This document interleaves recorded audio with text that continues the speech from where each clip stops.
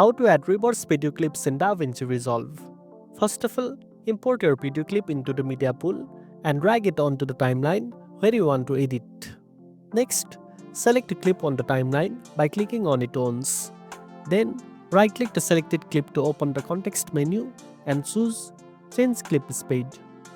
In the Change Clip Speed window, you will see a checkbox labeled Reverse Speed. Make sure to check this box. After that, click Change to apply the reverse effect to your clip.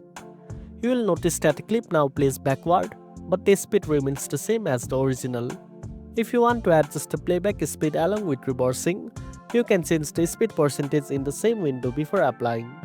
Also keep in mind that reversing a clip might affect audio, so you might want to mute or remove the audio track if it sounds off.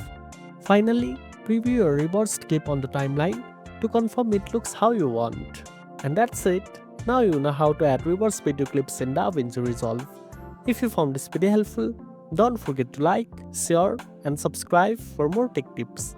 Thanks for watching and I'll see you in the next one.